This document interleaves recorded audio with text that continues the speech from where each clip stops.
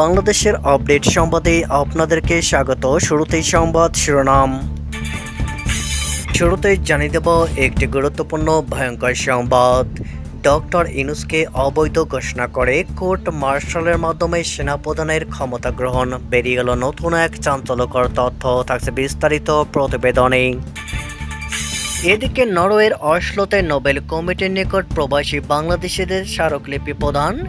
Doctor ইউনূসের Nobel বাতিলের দাবি, থাকছে বিস্তারিত প্রতিবেদনে। আরও জানিয়ে দেব 5 দিনের সফরে চীন গেলেন এনসিপির 8 নেতা, থাকছে বিস্তারিত প্রতিবেদনে। জানাবো তত্ত্বাবধায়ক সরকার নিয়ে আওয়ামী লীগের অবস্থান স্পষ্ট করলেন মোহাম্মদ এ আরাফাত, থাকছে বিস্তারিত প্রতিবেদনে। সবশেষে জানিয়ে দেব নোটিশের জবাব দিলেন ফজলুর রহমান। 3 মাসের জন্য পদ স্থগিত করল বিএনপি, থাকছে বিস্তারিত প্রতিবেদনে। এতক্ষণ শুনছিলেন সংবাদ শিরোনাম, এবারে বিস্তারিত। ডক্টর ইউনূসকে অবৈধ ঘোষণা করে কোর্ট মার্শালের মাধ্যমে সেনাপ্রধানের ক্ষমতা গ্রহণ। সাম্প্রতিক সেনাবাহিনীর প্রধান ওয়াকারুজ্জামান অন্তর্বর্তীকালীন সরকারের প্রধান উপদেষ্টা ডক্টর মোহাম্মদ ইউনূসকে অবৈধ ঘোষণা করে কোর্ট মার্শালের মাধ্যমে দেশের ক্ষমতা গ্রহণ করেছেন দাবিতে ইউটিউবে একটি ভিডিও প্রচার করা হয়েছে। রিমার স্ক্যানার টিমের অনুসন্ধানে দেখা যায় ডক্টর মোহাম্মদ ইউনূসকে অবৈধ ঘোষণা করে সেনাপ্রধান কোর্ট মার্শালের মাধ্যমে দেশের ক্ষমতা গ্রহণ করেননি। প্রকৃতপক্ষে সাংবাদিক মাসুদ কামাল ও কাজিরুনার ভিডিওর সাথে ভারতীয় অনলাইন অ্যাক্টিভিস্ট মনোজ দাসের অপ্রাসঙ্গিক একটি ডিজিটাল ভিডিও প্রযুক্তির সহায়তায় যুক্ত করে আলোচিত ভিডিওটি তৈরি করা হয়েছে। উক্ত ভিডিওর সাথে আলোচিত দাবির কোনো সম্পর্ক নেই। নরওয়ের রাজধানী অসলোতে প্রবাসী বাংলাদেশিরা নোবেল কমিটির নিকট স্মারকলিপি প্রদান করেছেন। সোমবার সকাল 10টায় তারা নোবেল পিস সেন্টার এর নির্বাহী পরিচালকের নিকট এই স্মারকলিপি জমা দেন। একই দিন সকাল 10টা 30 মিনিটে তারা পৃথকভাবে নরওয়েজিয়ান নোবেল ইনস্টিটিউট এর পরিচালক, এর চেয়ারম্যান ও পরিচালকের নিকটও স্মারকলিপি প্রদান করেন। অর্থাৎ একদিনে 3টি ভিন্ন প্রতিষ্ঠানে স্মারকলিপি হস্তান্তর করা হয়। স্মারকলিপিতে উল্লেখ করা হয়, ডক্টর মোহাম্মদ ইউনূস রাষ্ট্র ক্ষমতায় আসীন হয়ে দেশে হত্যা, সন্ত্রাস ও নাশকতা চালাচ্ছেন।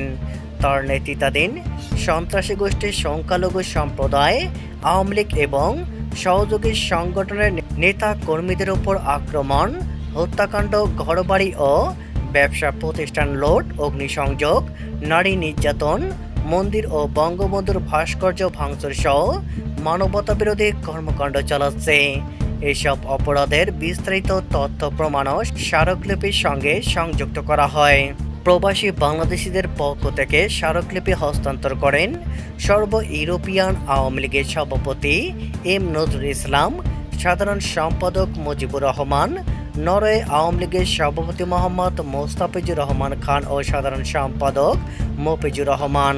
কমিউনিস্ট পার্টির আমন্ত্রণে 5 দিনের সফরে চীন যাচ্ছেন জাতীয় নাগরিক পার্টি এনসিপির 8 সদস্যের প্রতিনিধি দল। এনসিপির আহ্বায়ক নাহিদ ইসলাম এই তথ্য নিশ্চিত করেছেন। প্রতিনিধি দলে থাকছেন দলটির আহ্বায়ক নাহিদ ইসলাম, সদস্য সচিব আখতার হোসেন, মুখ্য সংগঠক সার্জিস আলম, মুখ্য সমন্বয়ক নাসিরউদ্দিন পাটোয়ারি, সিনিয়র যুগ্ম আহ্বায়ক সামান্তা শারমিন, সিনিয়র যুগ্ম সদস্য সচিব নাহিদা সারোয়ার নিভা, যুগ্ম আহ্বায়ক মাহবুব আলম ও যুগ্ম সদস্য সচিব তাহসিন রিয়াজ। এনসিপির যুগ্ম সদস্য সচিব ও মিডিয়া সেলের সম্পাদক মুশফিক ও সালেইন জানান, 5 দিনের জন্য এনসিপির 8 সদস্যের একটি টিম চীন যাচ্ছেন। আগামী 30 আগস্ট তাদের দেশে ফেরার কথা। এনসিপি নেতারা জানান, চীন সফরকালে তারা একটি বিশ্ববিদ্যালয়, একটি গ্রাম ও শিল্প কারখানা পরিদর্শন করবেন। চীনা কমিউনিস্ট পার্টির সঙ্গে বৈঠক করার কথা রয়েছে। বাংলাদেশ আওয়ামী লীগের কেন্দ্রীয় কার্যনির্বাহী সদস্য মোহাম্মদ এ আরাফাত তত্ত্বাবধায়ক সরকার নিয়ে তার এবং আওয়ামী লীগের অবস্থান পরিষ্কার করেছেন। সম্প্রতি এক বক্তব্যে তিনি বলেন, কিছু মাস আগে আমি তত্ত্বাবধায়ক সরকারের অধীনে নির্বাচন চেয়েছিলাম। মাননীয় প্রধানমন্ত্রী শেখ হাসিনাও একই দাবি তুলেছেন। প্রশ্ন উঠছে, আমরা তো তত্ত্বাবধায়ক ব্যবস্থার বিরুদ্ধে ছিলাম, তাহলে এখন কেন তা চাইছি? নিজের প্রশ্নের জবাবে বলেন, নীতিগতভাবে আওয়ামী লীগ এখনও তত্ত্বাবধায়ক সরকার বিরোধী, কারণ এটি সংবিধান ও গণতন্ত্রের মৌলিক নীতির পরিপন্থী। যদি দেশে একটি নির্বাচিত ও বৈধ সরকার থাকত, তবে তত্ত্বাবধায়কের কোনো প্রয়োজন ছিল না, যোগ করেন তিনি। তবে বর্তমান পরিস্থিতি প্রসঙ্গে তিনি বলেন, আজ বাস্তবতা ভিন্ন। বর্তমানে দেশের ক্ষমতা দখল করেছে একটি অনির্বাচিত, অরাজনৈতিক ও অবৈধ সরকার। এই সরকারের অধীনে কোনো সুষ্ঠু নির্বাচন সম্ভব নয়। তাই জনগণের হাতে ক্ষমতা ফিরিয়ে দিতে হলে অবিলম্বে দখলদার সরকারকে বিদায় করে একটি নির্দলীয় নিরপেক্ষ তত্ত্বাবধায়ক সরকারের অধীনে অবাধ অন্তর্ভুক্তিমূলক নির্বাচন আয়োজন করতে হবে। নোটিশের জবাব দিলেন ফজলুর রহমান। 3 মাসের জন্য পদ স্থগিত করল বিএনপি।